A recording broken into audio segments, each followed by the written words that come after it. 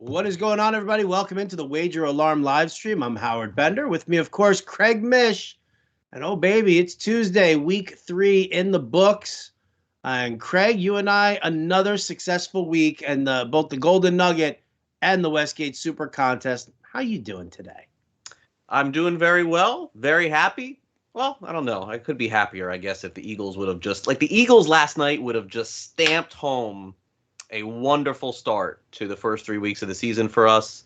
But beggars can't be choosers. We're off to a 14-7 start in the Golden Nugget contest. We're also doing very well in the Las Vegas Super Contest. And there are so many people out there that do amazing betting content. And I'm not here to tell you that those are not good. But we're doing very well, and we got money in these contests. And so you want to see tickets, you want to see exactly what we're doing, you go to Wager Alarm every week.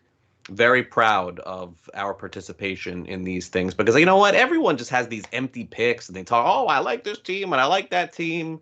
And they're not betting. They're just, giving out random advice.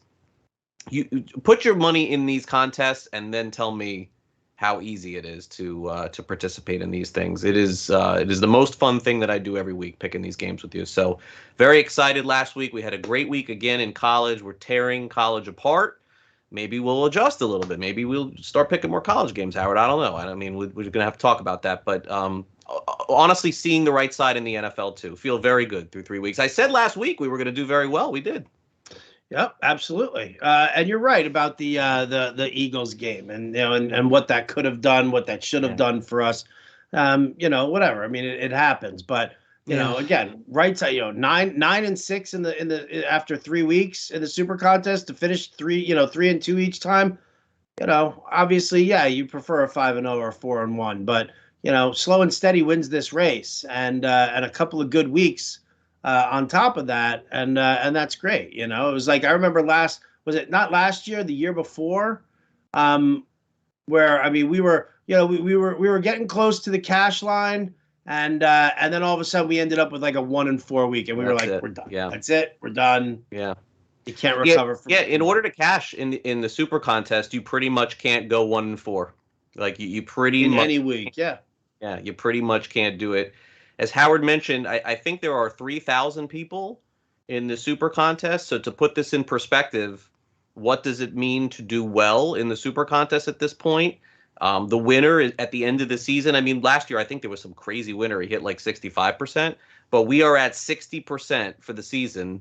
And if we did this for the entire season, the rest of the year, we would make money. And that may seem insane to people who are watching. They're like, are you kidding me? I could do this. Out of every week, if you give me 5, I could pick 3 out of 5. Well, try, because 60% gets you paid. Last year, I think we were just above 50 or just below 50, but the previous 2 years we were in the 55, 56 range, and we did not cash. We were very close.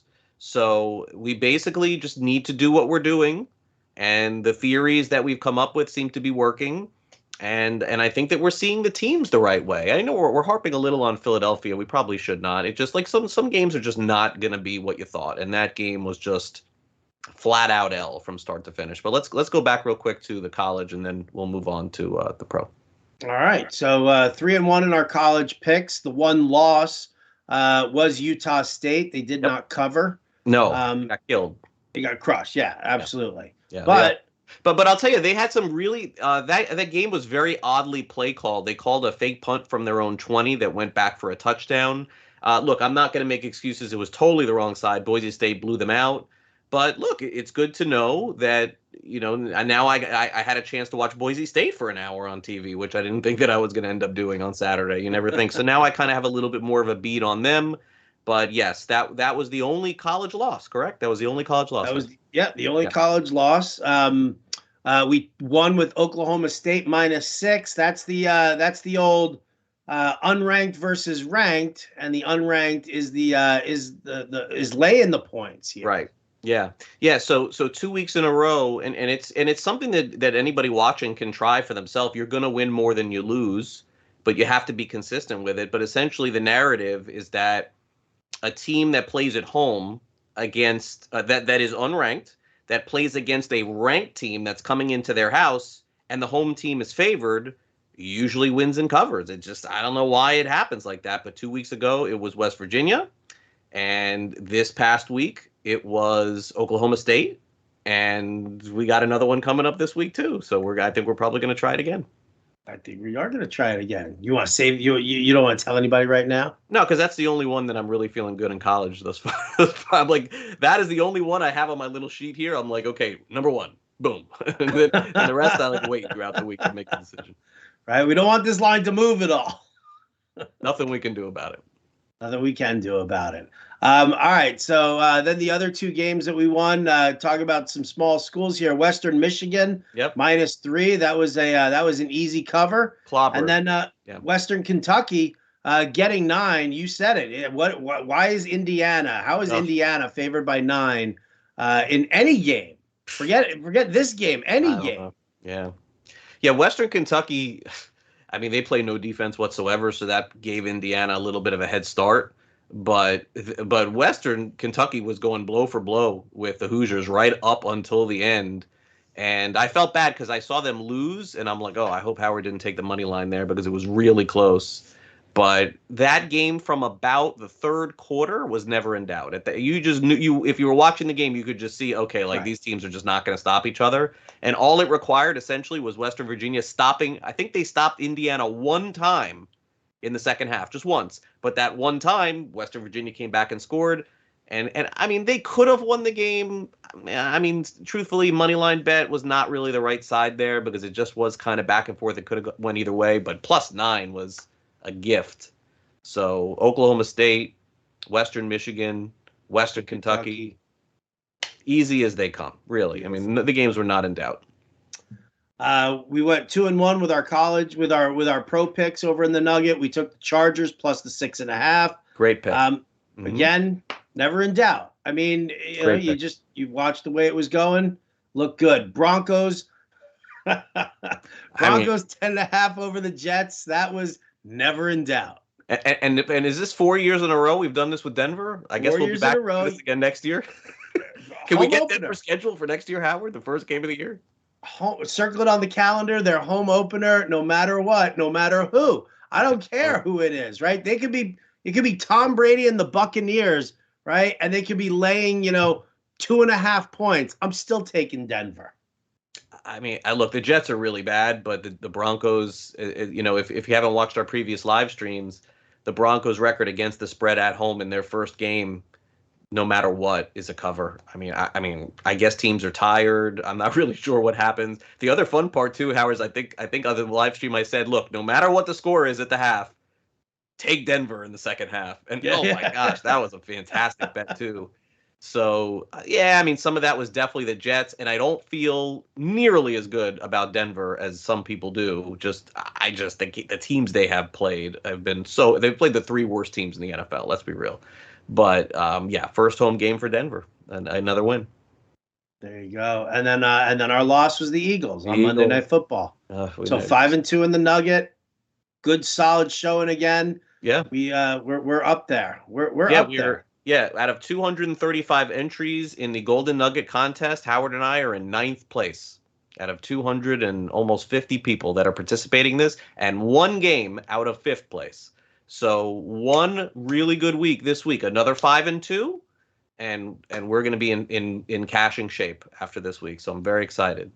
Loving it. Now over to the Super Contest. We took the Chargers again. We took the Broncos again. We took the Eagles again. That was 2-1. Yep. We split on our last 2 picks. The Patriots did not cover 3 points on the Saints, and that one was a huge lose right from the get-go here. Yeah. It was like, which New Orleans Saints team is going to show up? Like, which one? We may just want to stay away from New Orleans. I think I have a good feel on New England, but I'm not really. I really am unclear on New Orleans. What I know about the Saints is that I think that they're going to win against teams that really don't have good offenses. Because I think for the first time, maybe since Breeze was the quarterback, I think the Saints' defense is better than their offense. I think they may have one of the best defenses in the NFL. So when they play against a team that has trouble scoring, I think they're going to crush them.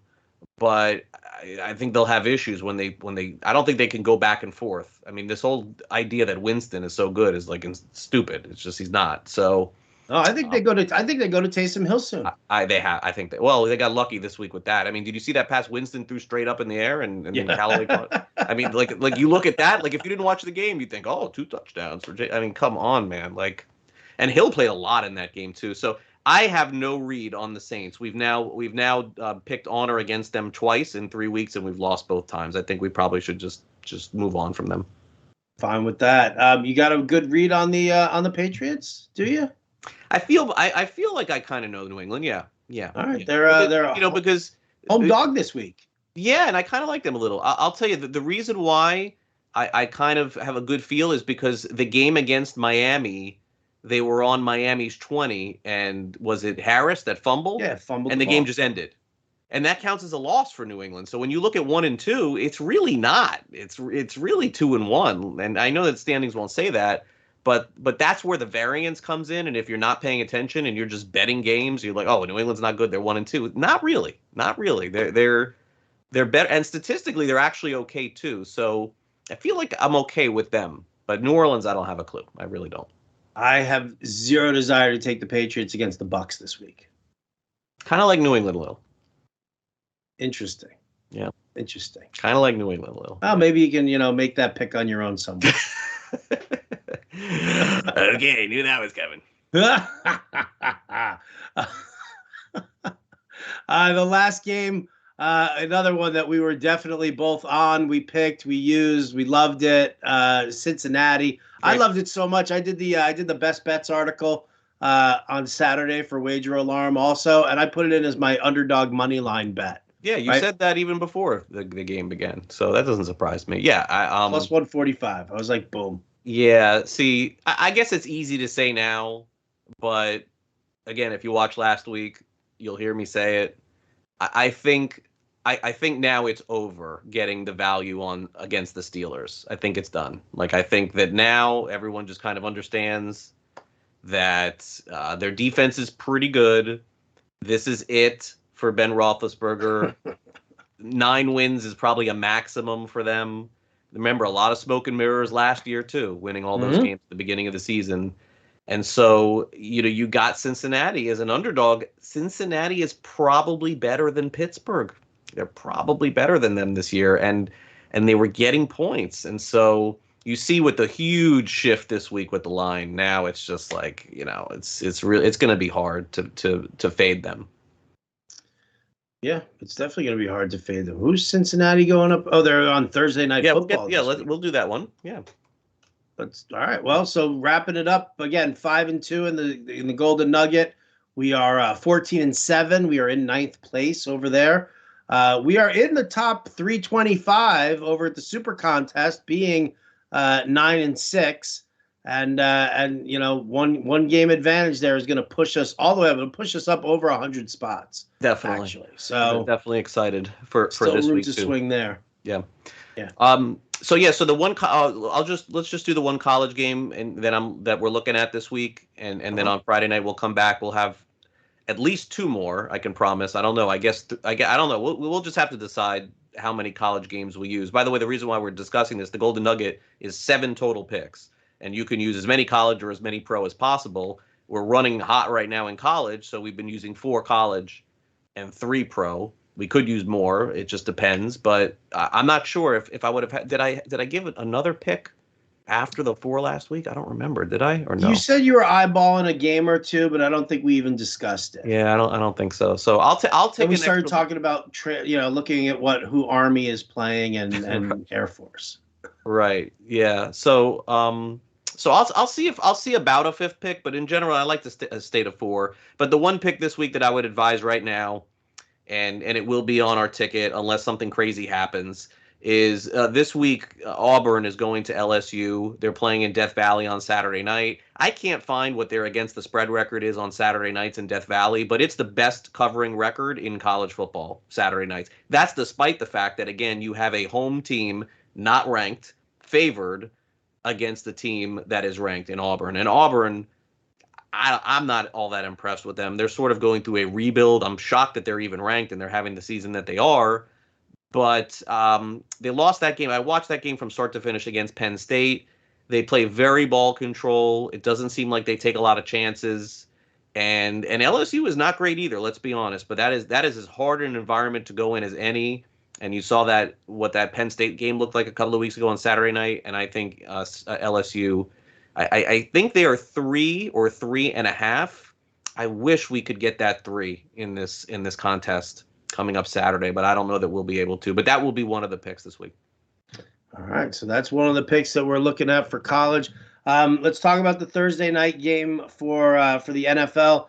Jaguars heading over to Cincinnati. It's a 7.5-point spread. Bengals are laying it. Obviously, just based on what I've seen from these teams, I've got to lean Cincinnati just because they're just, to me, it's just a better offense. But, at some point, I feel like these Jags could gel a little bit. They got James Robinson back involved finally last week. They were running the football, which was something that they hadn't done. But I guess I'm still, I'm going to lean Bengals right now. When do you think, I'm just asking literally, when do you think Cincinnati was ever more than a 7-point favorite in an NFL game? I don't remember. Probably 10 years? The Boomer Esiason era. It feels like forever. I don't know. I watched that game between Jacksonville and Arizona. And if Jacksonville simply doesn't screw up, they're absolutely covering that game and maybe winning. I mean, listen, I'm an Urban Meyer guy because he coached at Florida, but I don't know, man. I'm not feeling it. It seems like odd. They're having Trevor Lawrence rolling out on flea flickers, throwing interceptions.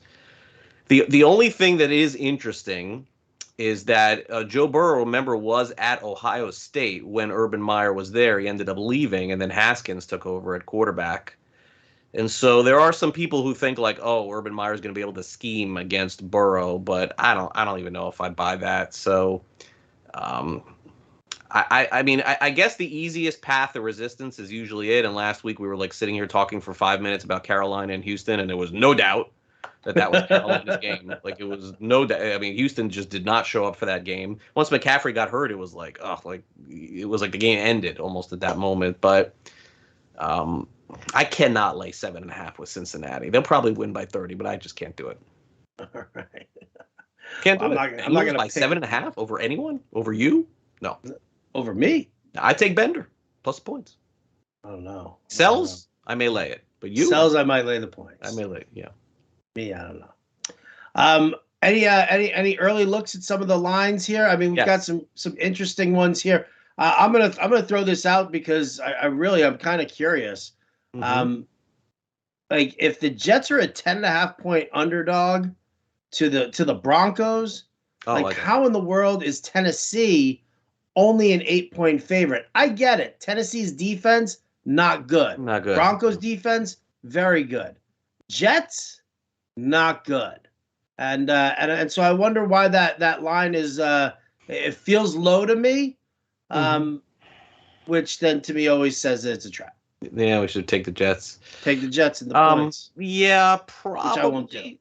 Probably it's.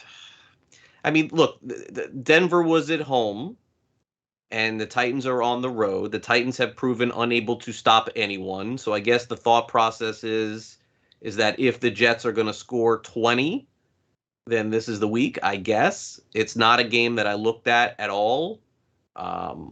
Early in the week when the lines came out, it was not one that I, was like looking at going, wow, either way. There are some others that I think are more interesting, but fading the Jets is a winning proposition thus far. But Tennessee, by the way, against that game against Indianapolis last week, I mean, Indy's not very good. They could have easily beaten Tennessee. I am not rolling with the Titans thinking that they're going to be very good until I see them stop someone. And plus, they have a lot of injuries too. Like, missing maybe their wide receiver, I think, this week too, A.J. Brown. So A.J. Brown went down with a hamstring. That's a big injury. He's their best guy. Yep. And Julio Jones, this guy's like, what, he played 50% of the snaps last week? I just can't even count on that guy anymore. So I don't know. Does Tennessee have enough weapons to beat the Jets by 14? Just run Derrick Henry nonstop, right? That is going to happen. Right. So what lines were you looking at? What stuck out to you the Yeah, most? so a couple of interesting lines that I do want to review, ones that have moved significantly, and one I think may be the wrong way.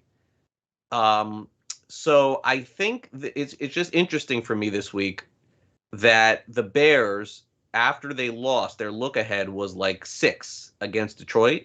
Hmm. And then anybody who watched the game this past week would be like, "Oh my gosh, like who are the Bears favored against this week, or who are they, cuz I want to take the other team." And the Bears are 3, they went from 5, they're now only 3-point favorites against Detroit. I think everyone is going to take Detroit. I think everyone is going to take Detroit this week. It's going to be a very public pick, and I think the Bears may be the right side. The Bears, they played against, they beat Cincinnati. Remember, too, it's like we forget so quickly. They beat Cincinnati 2 weeks ago. They dominated that game from start to finish, and I just, I mean, I like Detroit. I love the way that they've played, but I don't know. I'm sort of feeling like the Bears may be the right side this week, and I'm actually like the fact that it went down from 5-3, and I think people are going to get suckered into taking Detroit this week. That was one that I was looking at. I like it. I don't know. Do you feel that or no? I mean, I can feel that. Listen, I think everybody has that short memory, and the problem is that Matt Nagy with the play calling sucks. The fact that he's not committing to his starting quarterback, I think, is just problematic for the team in Sure. general. But I think if he throws in the vote of confidence and he gets Fields back out there, and he calls a game for Fields, like that was the big problem. Like Matt Nagy set up a scheme for Andy Dalton, and then he shoved Justin Fields in there and said you should play like this. And that's not how you do it. You gotta do some more RPO work. You gotta do some design rollouts. You gotta cater to Justin Fields' strengths. And it seemed like Matt Nagy was just completely unprepared for that. Can they come back and scheme properly here? Yes. Can they do it against the tomato can defense like the Lions?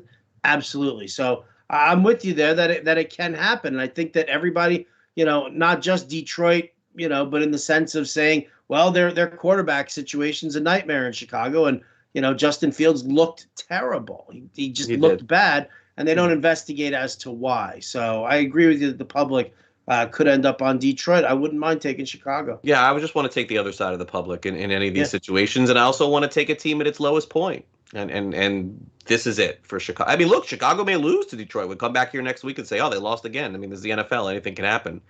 But I like taking the teams at the bottom when I don't look.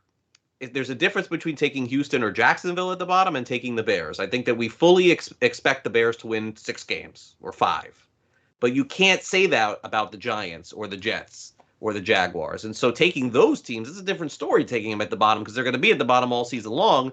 I mean, I think the Bears are going to be around 500, somewhere along those lines. And if that's the case, this is one of those games that they're supposed to win. So that was one. The other one, So it's obviously not the Giants +8 against the Saints.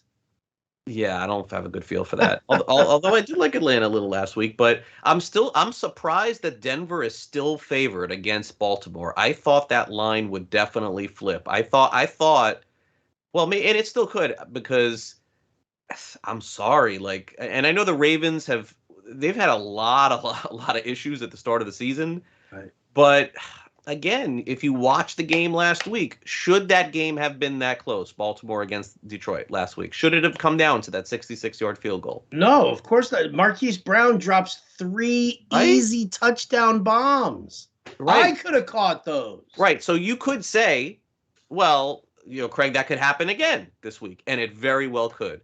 But if you watched the game, then you know that Baltimore was a much better team than Detroit. Yeah. So the only thing the Ravens are doing, which is very apparent, is they're playing down to the wire, Howard, in all of these games. Like it's going down to the last play. But in a pick'em situation or getting a point, I am not a Broncos believer, man. I am just not. And Denver beat up on the Jets, they beat up on the Giants, and they beat up on the Jaguars. I mean, who is left for them to beat up on? Like Florida State, like there's nobody left. They played all the bad teams and they won. So I think Baltimore is a good play this week. I think it's going to be one of those that I'll be texting you with like a minute to go. but doesn't it feel like Denver's not going to be 4-0 to start the season? I don't see Denver being 4-0, and I'm with you. Listen, I like their defense. I'm a Vic Fangio guy. I think defensive schemes from him are fantastic. But I mean, again, no, not because they don't have the innovative offense to really get it going. And now they just lost KJ Hamler, their deep threat. Yeah, a lot of injuries too. They've already lost Jerry Jeudy, so I like that. Is it an automatic, Craig? The Raiders, are we taking them on the road with the points? Against the Chargers? Monday Night Football. Yeah, I mean, we lost this past week with it. This supposedly this is a Raiders home game Monday night. Supposedly like 80% of the tickets are Raiders people back to LA Monday night. Right. So you call that a home dog? It's going to be a home game for the Raiders. Make no mistake about it. The Chargers just don't get fans there, period.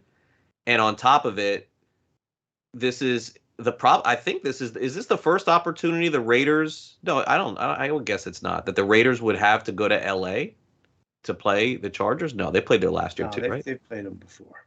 Yeah. They're in the same division. Yeah, so I'm wrong. Played them twice last year. Yeah, I got to go back. Look, I'm not taking the Chargers, so you don't. Let's not even talk about that. I'm not taking them as a favorite.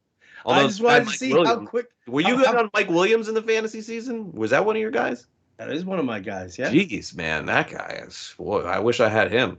That was in the Fantasy Alarm NFL Draft Guide under the sleepers section, where Howard Bender says Mike Williams is a guy you want. He's gonna be a stud, man. He's gonna be like Metcalf last year. He looks fantastic. It would be Raiders or nothing for me. I'm not sure, to be honest. It would be Raiders or nothing for me as well. And I love the Chargers. I love the Chargers. I'm not taking them laying points. I will never do it. Nope. No, we won't. All right. Well, there you go. It's a nice little quick preview there of what we've got going on. A little summary of week 3, a little preview of week 4. Craig and I will be back on Friday night to make our picks for both the Golden Nugget and the Westgate Super Contest. So big thank you to all you for watching. Big thanks to Matt Sells, our producer. For Craig Mish, I'm Howard Bender. This has been the Wager Alarm live stream, and we'll catch you next time.